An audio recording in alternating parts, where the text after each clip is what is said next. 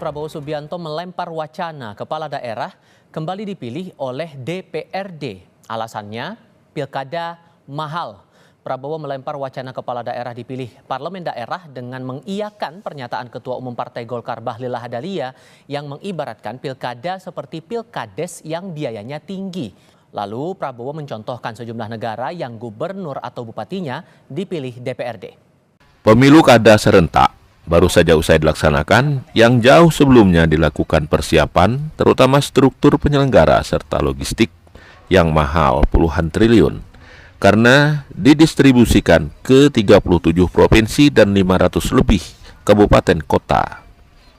Belum lagi terjadinya kesenjangan dalam masyarakat karena berbeda dukungan dan karenanya ada pemikiran untuk merubah sistem itu menjadi pilihan hanya dilakukan oleh DPRD saja.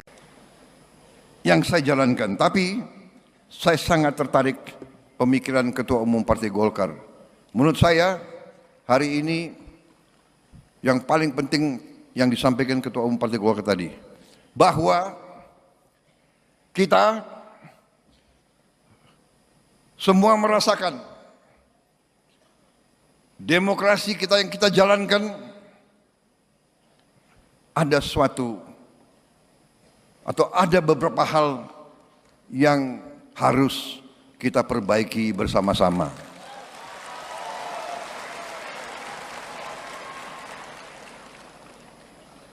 Menurut saya, kita harus perbaiki sistem kita.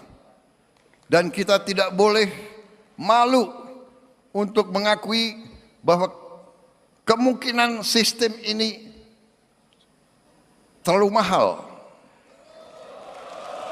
Betul. Dari wajah yang menang pun saya lihat lesu juga. Yang menang lesu, apalagi yang kalah. Pilih DPRD, ya, saya kira kami di PD Perjuangan tidak akan terburu-buru. Yang pasti kami menganut prinsip kedaulatan rakyat adalah prinsip paling utama dalam pemilu. Vox Populi, Vox Dei. Suara rakyat, suara Tuhan. Dan kedaulatan rakyat itu dikejawantahkan melalui pemilu langsung. Soal biaya mahal, pilkada berbiaya mahal, itu karena hilangnya moral, etika, dan keserakahan yang ingin mengangkahi peraturan dan perundang-undangan. Sikap pihak yang masih menginginkan pemilihan langsung karena beralasan melaksanakan kedaulatan rakyat. Alasan ini tidak sepenuhnya tepat karena DPRD yang terbentuk merupakan representasi dari kedaulatan itu. Dalam bahasa sederhana, bahwa rakyat sudah memilih wakilnya untuk menampung sekaligus menyalurkan kehendak rakyat bersangkutan. Sikap penolakan lebih kepada rasa kekhawatiran kalah suara atau dukungan jika jumlah keanggotaan mereka lebih kecil. Kita harus berani mengoreksi diri. Karena itu saya hargai bahwa Ketua Umum Saudara itu jeli. Itu saya katakan, beliau ini cerdas. Makanya nanti anak-anak Indonesia harus banyak makan ikan. Kembali ke yang serius ya, ini benar. Ketua Umum Partai Golkar, salah satu partai besar. Tapi menyampaikan perlu ada pemikiran memperbaiki sistem partai politik.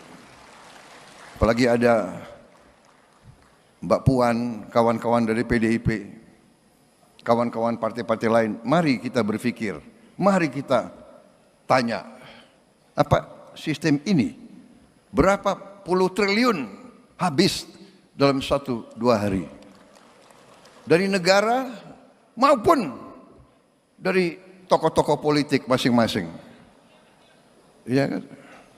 Saya lihat negara-negara tetangga kita efisien. Ya, Malaysia, Singapura, India. sekali milih anggota DPRD, sekali milih, ya sudah. DPRD itulah yang milih gubernur, milih bupati.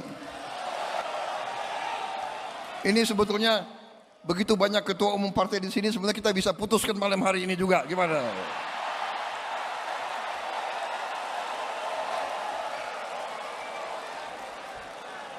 Kalau saya, ya, jangan terlalu dengar itu konsultan-konsultan asing itu loh. Ya. Masalah keunggulan dari pemilihan pilkada langsung. ya. Jadi langsung itu memang kan masalah biaya ya, efisiensi biaya ini termasuk masalah logistik, ya. Logistik, sosialisasi, keamanan dan seterusnya. Kenapa logistik? Karena kita kan kalau langsung kita distribusi ke 37 provinsi, ke 540-an lebih kota kabupaten. Kalau dia tidak langsung berarti kan hanya terfokus pada 45, 50 sampai 100 orang anggota DPRD misalnya seperti itu. Jadi tetap dalam proses itu ada biaya seperti itu. Nah, meskipun ya memang hal yang lain tentu saja yang tadi, kalau tadi masalah politik transaksional atau ini money politik menyebutkan dengan money politik akhirnya di vote buying lah macam-macam itu terjadi ya proses kemarin. Tapi nanti terjadi juga perubahan atau shifting dari money politik ke masyarakat jadi politik transaksional misalnya di anggota dewan. Itu pengalaman yang pernah terjadi seperti itu. Nah, lantas bagaimana kalau misalnya begini, kalau memang yang dikhawatirkan adalah soal money politik dalam proses pemilihan langsung misalnya pilkada ya, tapi bagaimana kemudian memastikan bahwa money politik ini juga tidak akan terjadi ketika pemilihan melalui DPRD? Ya, itu saya bilang, kan terjadi akhirnya proses terjadi politik yang transaksional si kandidat dengan si anggota-anggota dewan, itu yang terjadi kan jadi berubahnya medan ya, terjadinya politik uang seperti itu. Oke, itu yang menjadi beberapa hal yang perlu dicatat.